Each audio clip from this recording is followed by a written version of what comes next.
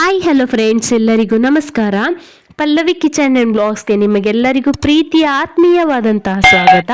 ದಯವಿಟ್ಟು ನಮ್ಮ ಚಾನಲ್ನ ಸಬ್ಸ್ಕ್ರೈಬ್ ಮಾಡ್ಕೊಳ್ಳಿ ಫ್ರೆಂಡ್ಸ್. ಹಾಗೆ ನಿಮಗೆಲ್ಲ ವೀಡಿಯೋಸ್ ಅಪ್ಡೇಟ್ಗೋಸ್ಕರ ಬೆಲ್ಲೈಕನ್ ಪ್ರೆಸ್ ಮಾಡಿ. ವಿಡಿಯೋ ಇಷ್ಟ ಆದರೆ ಲೈಕ್ ಕೊಡೋದನ್ನು ಮರಿಬೇಡಿ. ಬನ್ನಿ ಫ್ರೆಂಡ್ಸ್, ಇವತ್ತು ನಾನು ಒಂದು ಡಾಬಾ ಸ್ಟೈಲಲ್ಲಿ ಚೆನ್ನ ಮಸಾಲ ಹೇಗೆ ಮಾಡೋದು ಅನ್ನೋದನ್ನ ಹೇಳ್ಕೊಡ್ತಾ ಇದ್ದೀನಿ.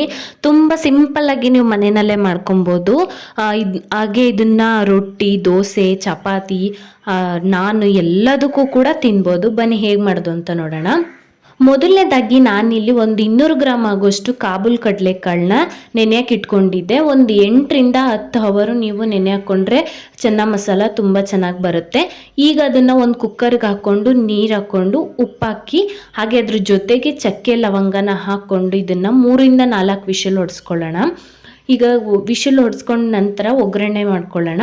ಒಗ್ಗರಣೆಗೆ ಒಂದು ಬಾಣಲಿಗೆ ನಾನು ಒಂದು 4ರಿಂದ 5 ಟೇಬಲ್ ಸ್ಪೂನ್ ಆಗೋಷ್ಟು ಎಣ್ಣೆನ ಹಾಕ್ಕೊತಾ ಇದ್ದೀನಿ. ಆ ಎಣ್ಣೆ ಹಾಕ್ಕೊಂಡಿದ ನಂತರ ಹಸಿರು ಮೆಣಸಿನ್ಕಾಯಿನ ಹಾಕ್ಕೊಂಡು ಬಾಡಿಸ್ಕೊಳ್ಳೋಣ. ಅದ ನಂತರ ಸ್ಪೈಸಸ್ ಆ್ಯಡ್ ಮಾಡ್ಕೊತಾ ಇದ್ದೀನಿ. ಪಲಾವ್ ಎಲೆ, ಹಾಗೆ ಚಕ್ಕೆ, ಲವಂಗ ಮತ್ತು ಜೀರಿಗೆ ಇದಿಷ್ಟನ್ನು ಹಾಕ್ಕೊಂಡು ಚೆನ್ನಾಗಿ ಫ್ರೈ ಮಾಡ್ಕೊಳ್ಳಿ. ಹಸಿರು ಮೆಣಸಿನ್ಕಾಯಿ ಎಲ್ಲ ಚೆನ್ನಾಗಿ ಫ್ರೈ ಆಗಬೇಕು, ಆವಾಗಲೇ ಟೇಸ್ಟ್ ಚೆನ್ನಾಗಿ ಬರೋದು. ನಂತರ ಇದಕ್ಕೆ ನಾನು 1 ಟೇಬಲ್ ಸ್ಪೂನಷ್ಟು ಶುಂಠಿ ಬೆಳ್ಳುಳ್ಳಿ ಪೇಸ್ಟ್ನ ಹಾಕ್ಕೊಂಡು ಫ್ರೈ ಮಾಡ್ಕೊತಾ ಇದ್ದೀನಿ. ಶುಂಠಿ ಬೆಳ್ಳುಳ್ಳಿ ಪೇಸ್ಟು ಫ್ರೈ ಆದ ನಂತರ 2 ಈರುಳ್ಳಿನ ಈ ರೀತಿ ಉದ್ದುದ್ದಾಗಿ ಹೆಚ್ಚಿಸ್ಕೊಂಡಿದ್ದೀನಿ. ಈರುಳ್ಳಿ ಜಾಸ್ತಿ ಆಗ್ತಷ್ಟು ಚೆನ್ನಾಗಿ ಬರುತ್ತೆ ಚೆನ್ನ ಮಸಾಲ. ನೀವು ಮನೆಯಲ್ಲೇ ಮಾಡ್ಕೊಬೋದು. ಇದನ್ನು ಯಾವುದೇ ಡಾಬಾಸ್ಗೂ ಹೋಗಿ ತಿನ್ನಬೇಕು ಅನ್ನೋ ಅವಶ್ಯಕತೆ ಇರಲ್ಲ, ಮನೇಲೂ ಕೂಡ ಮಾಡ್ಕೊಬೋದು.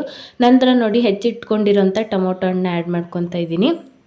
ಟೊಮೊಟೊ ಹಣ್ಣು ರುಬ್ಬಿ ಕೂಡ ಹಾಕೊಬೋದು, ಆದರೆ ಈ ರೀತಿ ಹಾಕ್ಕೊಂಡ್ರೆ ಟೇಸ್ಟ್ ಚೆನ್ನಾಗಿ ಬರುತ್ತೆ ಅಂತೇಳಿ ನಾನು ಹಾಗೆ ಕಟ್ ಮಾಡಿ ಹಾಕ್ಕೊತಾ ಇದ್ದೀನಿ ಟೊಮೊಟೊನ.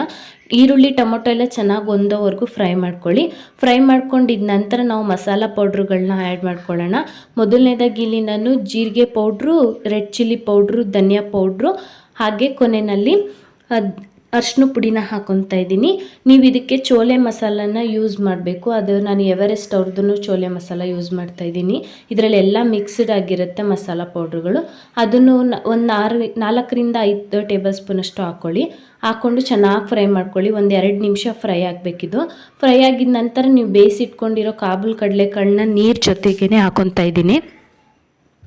ನೋಡಿ, ಕಾಬೂಲ್ ಕಡಲೆಕಾಳನ್ನ ನೀರು ಜೊತೆಗೆ ಹಾಕ್ಕೊಂಡು ಒಂದು 2ರಿಂದ 3 ನಿಮಿಷ ಚೆನ್ನಾಗಿ ಕುದಿಸ್ಕೊಳ್ಳೋಣ. ಇದನ್ನು ಈ ಕಾಳು ಮಸಾಲೆಗೆ ಹೊಂದ್ಕೊಳ್ಳೋವರೆಗೂ ನೀವು ಬೇಯಿಸ್ಕೋಬೇಕಾಗುತ್ತೆ. ಆಲ್ರೆಡಿ ಬೆಂದಿರುತ್ತೆ, ಆದರೆ ಮಸಾಲೆ ಜೊತೆಗೆ ಒಂದು 5ರಿಂದ 10 ನಿಮಿಷ ಬೇಯಿಸಿದ್ರೆ ಚೆನ್ನ ಮಸಾಲ ಚೆನ್ನಾಗಿ ರೆಡಿ ಆಗುತ್ತೆ.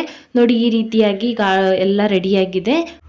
ಈಗ ಇದನ್ನು ನೀವು ಪೂರಿ, ಚಪಾತಿ, ನಾನು ಯಾವುದಕ್ಕಾದ್ರೂ ಟೇಸ್ಟ್ ಮಾಡ್ಕೋಬೋದು. ನೋಡಿ ಫ್ರೆಂಡ್ಸ್, ಈ ವಿಡಿಯೋ ಇಷ್ಟ ಆಗಿದ್ದರೆ ಪ್ಲೀಸ್ ನಮ್ಮ ಚಾನಲ್ನ ಸಬ್ಸ್ಕ್ರೈಬ್ ಮಾಡಿ. ಹಾಗೆ ಮುಂದೆ ಬರೋ ವೀಡಿಯೋಸ್ ಅಪ್ಡೇಟ್ಸ್ಗಾಗಿ ಆಲ್ ಬಟನ್ ಪ್ರೆಸ್ ಮಾಡಿ.